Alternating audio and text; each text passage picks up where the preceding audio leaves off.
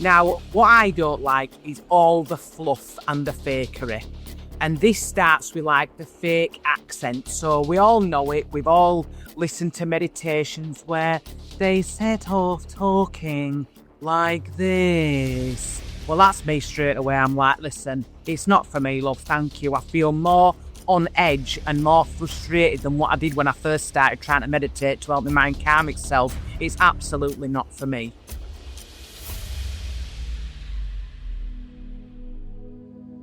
Welcome to Guide to Spirituality's podcast with me, Stacey Bauer. It's a down-to-earth space where we talk all things spiritual.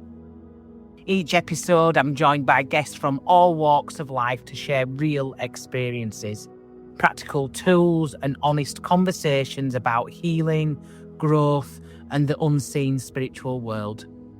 Whether you're just starting out or you're deep on your journey, this podcast is here to support your path with insight, connection, and that little bit of magic.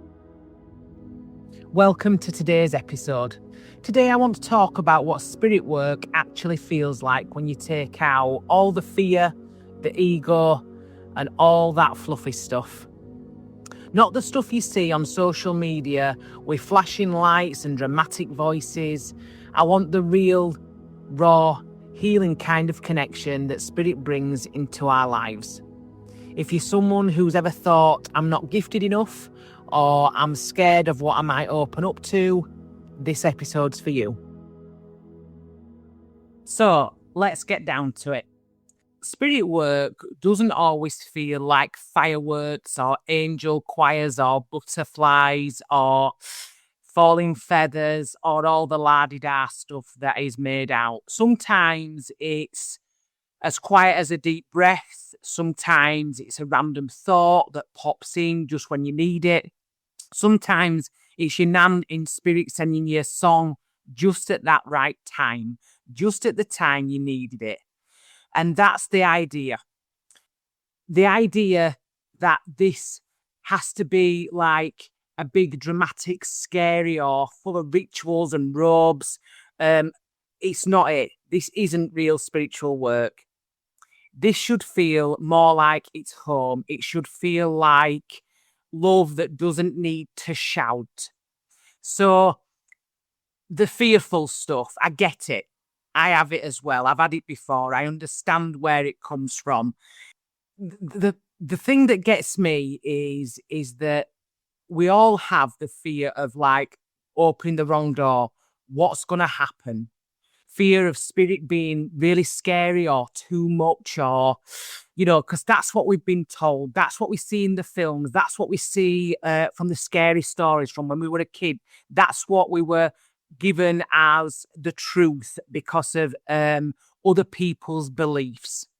But when you're properly grounded and when you work with intention and truth, that fear falls away. Spirit won't bulldoze you and won't take over your boundaries. As long as you put them in place, Spirit will respect what you want to do. Remember, you are in control. You're never wide open for everything to come and get you.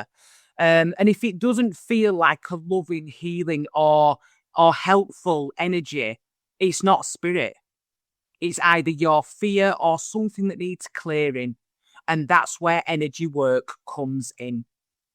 Now, what I don't like is all the fluff and the fakery. And this starts with like the fake accent. So we all know it. We've all listened to meditations where they set off talking like this. Well, that's me straight away. I'm like, listen, it's not for me, love. Thank you. I feel more on edge and more frustrated than what I did when I first started trying to meditate to help my mind calm itself. It's absolutely not for me. The overcomplicated of rituals as well, that annoys me. You have to have, a feather from an albatross, and you have to have this from the deep sea, and you have to have an urchin's tooth. And I mean, what is it all about? Stop it off. This is totally not needed.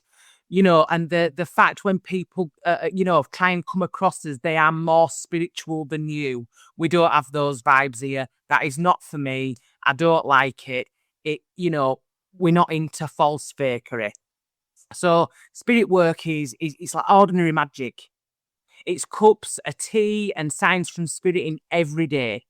It's connecting with your guides while washing up, doing the laundry. It starts laundry. Where am I?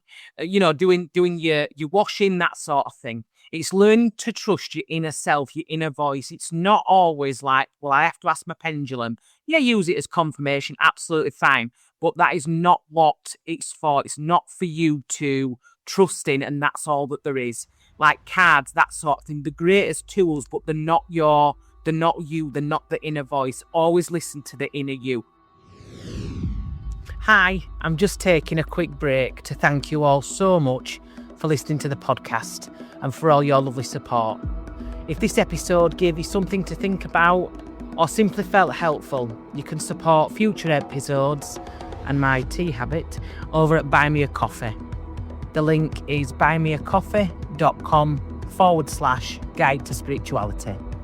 Every little bit helps me keep creating, sharing and growing this space, and I'm truly grateful. You don't need to be high vibe 24/7. You don't need white robes and perfect crystal and fire. You might actually need perfect crystals. I do have a crystal business, so I might be doing myself out of a service there. But we don't need all these things. These things are nice to have. I do like to use crystals in my when I'm working with spirit, but I like that. They help me heighten my vibration and one thing and another, but they're not essential. They're not needed. If you don't have them, you can quite easily connect with spirit. You just need honesty, intention, and an open heart. We don't need all the carryings on. So, working with spirit, how it really feels. So, in my experience, if you are grounded, I feel like working with spirit is my grounding place. So, like you're rooted in who you are. It's like coming back to yourself. I find it very uplifting. It's like somebody has your back all the time. When you're doubting yourself, it's like you can just ask spirit and they'll just step in just for that a little amount of time and just help you out, just give you that clarity and that support that you need. And sometimes, tears can come from nowhere. Tears come from absolutely nowhere. I must admit, there were a time where I'd rather cut my face off than let anybody see me cry. But actually, the more you work with spirit, the more you realize that actually, when you trust in it, they bring up at the time what needs healing there and then. So sometimes when the tears come out of nowhere, let them be. If you have to go to a private place because you don't want others to see you, absolutely fine. But do let those tears out because that there is healing. Okay? Now, I also find working with spirit very peaceful. I feel like it's a quiet knowing that you're not alone. You're not on your own. You always, like I say, always have this support system. But I also find it very empowering, really empowering. It's like you start trusting your gut more. You're making your decisions from truth, not from fear. It's from the inner you. Now, it's not always easy, but I feel it is always worth it. So, if ever you felt unsure or even scared to dive into spirit work, I get you. I see that. I understand. But I promise you, when you take it slow and grounded and real, it can become one of the most healing parts of your life. This is the work that helped me go from my self-limiting beliefs that when you came from a counsellor state, you could never go beyond that. You should never dream big. I was always taught that if you dreamt big, then you were going above your station. And who did you think you were to want something else? Now, don't get me wrong. I have no upset or regrets about growing up on a council estate. To be fair, some of those years were the best years of my life. And I genuinely believe that growing up on a council estate teaches you some real life lessons. It teaches you some core lessons. But do you know what? Sometimes we don't have loads and loads of money.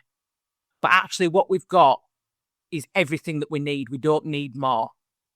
But I always aspired to want different things. And I was brought up believing that if you worked hard and you got a nice car, you thought you were better than people. And I never did. I never ever feel like I'm better than anybody else.